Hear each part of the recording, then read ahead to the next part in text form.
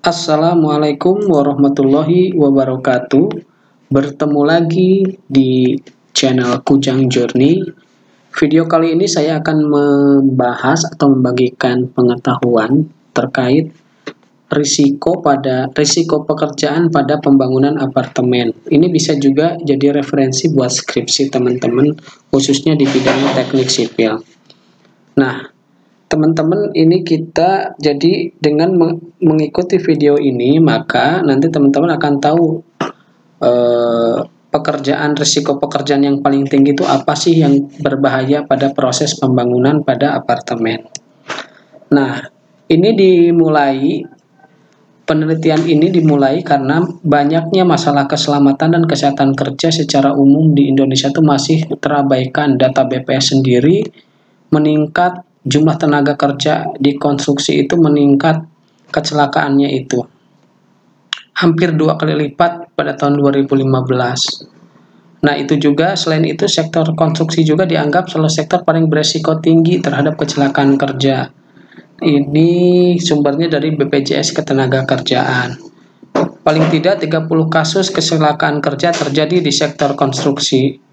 Pada penelitian ini tuh diteliti terkait bagaimana sih mengidentifikasi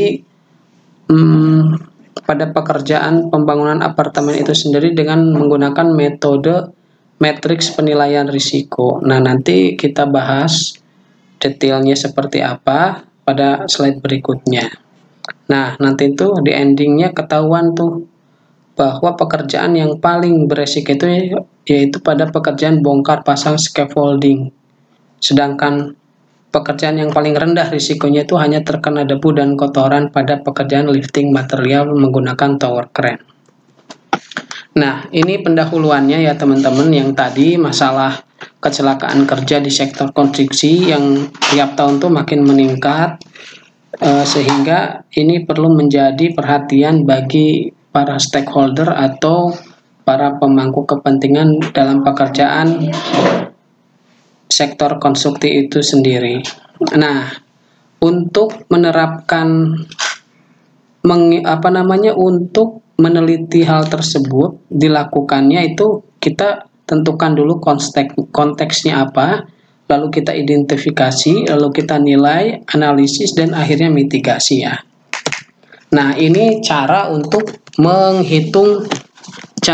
menghitung dari tingkat dari resiko menggunakan ASNZ 4360 standar risk. Jadi nanti pekerjaannya itu menggunakan kuesioner kepada para pekerja. Itu kebanyakan dari nilai tingkat kemungkinan itu pekerjaannya itu sering terjadi, almost certain, atau mungkin sampai tingkat rendah, rare, jarang. Nah, setelah itu kita ukur tuh tingkat keparahannya. Misalnya pekerjaan itu tuh tingkat keparahannya seperti apa. Misalnya kalau terkena debu ya itu mungkin minor. Kalau terkena reruntuhan sampai misalnya jatuh, nah itu mungkin mayor atau katastrofik, misalnya paling tinggi. Nah, dari hasil tingkat kemungkinan dan tingkat keparahan dihubungkan melalui tabel yang berwarna-warni di sebelah kiri. Misalnya rare sama mayor, misalnya 1 dan 4, oh berarti itu low itu berarti masih rendah, nilainya 4. Nah, ini untuk menghitungnya itu pakai skala tingkatan risiko. Ada low risk, medium risk, high risk, dan extreme high risk. Nah, misalnya pekerjaan yang di ketinggian, misalnya itu sering terjadi nggak jatuh, misalnya sering, 5, almost certain. Tingkat keparahannya apa? Oh, bisa sampai meninggal, 5. Nah, 5 ketemu 5, ekstrim ketemu almost certain, very high. Very high itu berarti 25, itu extreme high risk, berarti itu paling sangat tinggi resikonya. Oke, next.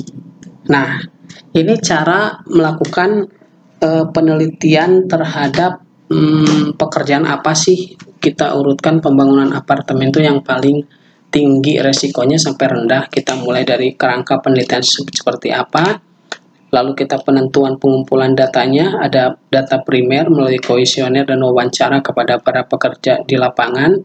Data sekundernya kita baca-baca literatur, dan buku-buku. Setelah itu baru kita melakukan kuesioner ke lapangan sambil ada wawancara juga.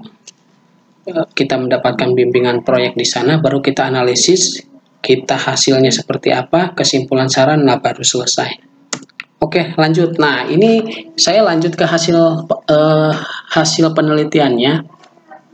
Di sini ada beberapa kegiatan seperti galian tanah, lifting material, pengeboran, pembuatan gate wall, diaphragm wall, sama steel fixing. Nah, di sini variabelnya banyak, teman-teman bisa lihat. Nah, ini angka-angka ini mungkin teman-teman bingung kenapa dapat 2,8, 4,5, 3,1.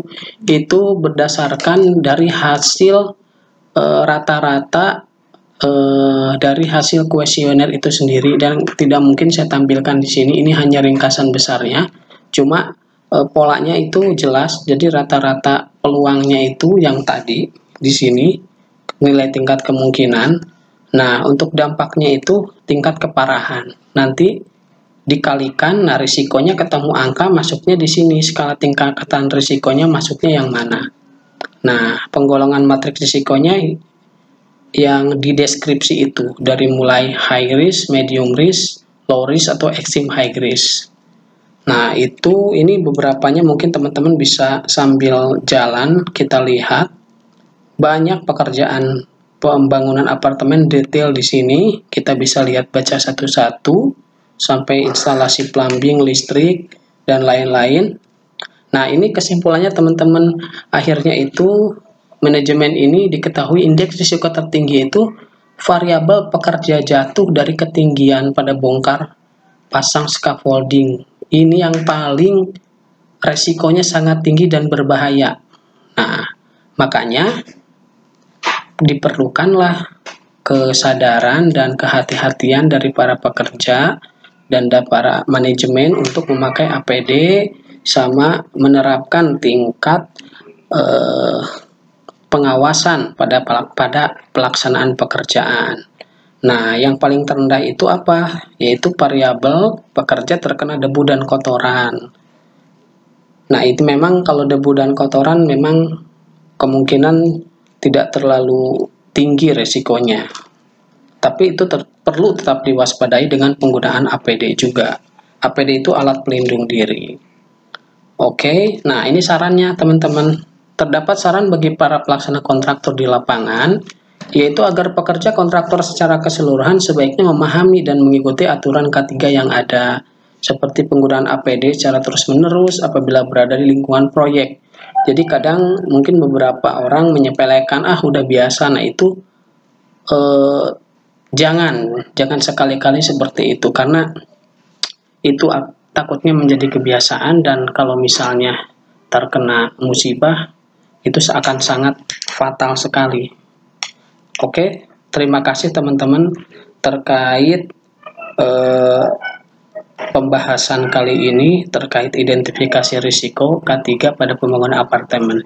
Nah, ini bisa jadi referensi buat skripsi atau penelitian teman-teman, bisa menjadi gambaran. Intinya kita harus mengutamakan keselamatan dan kesehatan kerja dimanapun, biar kita selamat semuanya.